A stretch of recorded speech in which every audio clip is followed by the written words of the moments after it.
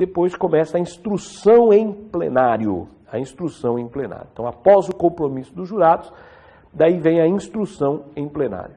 Bom, a ordem da inquirição aí. Primeiro, vai ser inquirida a vítima, se possível. Depois, testemunha de acusação. Depois, testemunha de defesa. E, por último, o interrogatório do réu, se ele estava presente, né? E, se for requerido. Então, é isso. Vítima, testemunho de acusação, testemunho de defesa e, por último, o interrogatório do réu. Bom, quem primeiro faz as perguntas é o juiz presidente do júri. Nos outros procedimentos, no procedimento comum, o juiz presidente é o último a perguntar, lembra?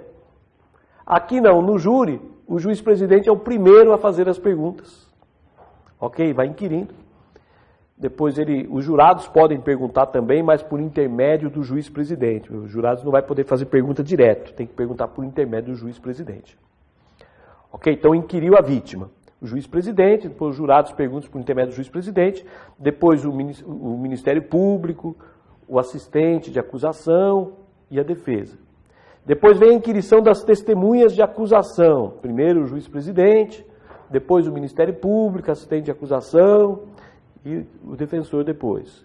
Depois as testemunhas de defesa. Aqui cuidado, primeiro o juiz presidente, depois os jurados através do juiz presidente e depois o defensor.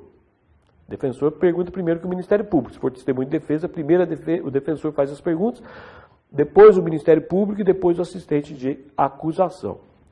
Bom, vale lembrar o seguinte, adota-se aqui também o sistema direto e cruzado. Direto e cruzado significa o Ministério Público e a defesa perguntam diretamente para a vítima e para as testemunhas. Não é por intermédio do juiz. Os jurados perguntam por intermédio do juiz. O Ministério Público e a defesa perguntam diretamente para a vítima e para as testemunhas sem ser intermediado pelo juiz.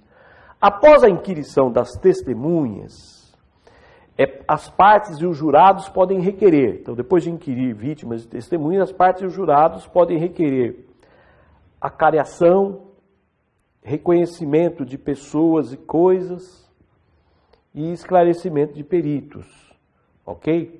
Após essa oitiva toda aí. E podem também requerer a leitura de peças. Vamos falar aqui com cuidado. Então, após inquirir vítima e testemunhas, pode requerer acariações, reconhecimento de pessoas, coisas de perícia e leitura de peças. Mas quais peças? Aqui, cuidado, só podem ser lidas as peças de carta precatória e de provas antecipadas, cautelares ou não repetíveis. São provas, por exemplo, produzidas na fase do inquérito, né, antes da ação. Por exemplo, uma interceptação telefônica. Não pode ser lida mais nenhuma outra peça do processo, tá? Então, está restrita, portanto, a leitura de peças. Só vai poder ser lida, portanto, peças oriundas de carta precatória e peças oriundas de provas cautelares, antecipadas e não repetíveis. Isto é, que são provas colhidas na fase pré-processual.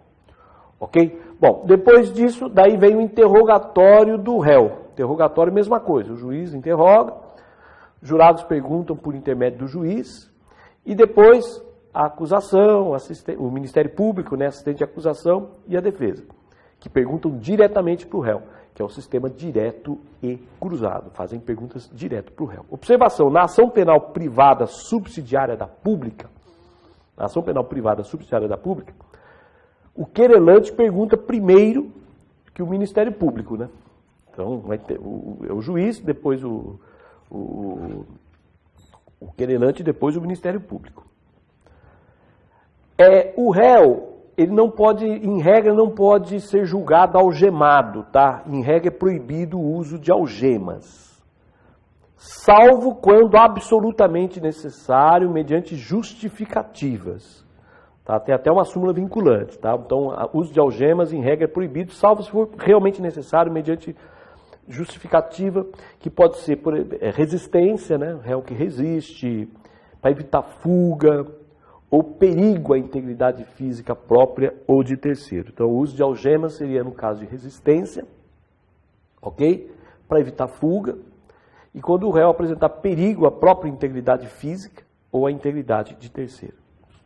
O registro dos depoimentos e do interrogatório. O registro dos depoimentos do interrogatório é gravado, gravação magnética ou eletrônica, pode ser também por estenotipia ou técnica similar, tá certo?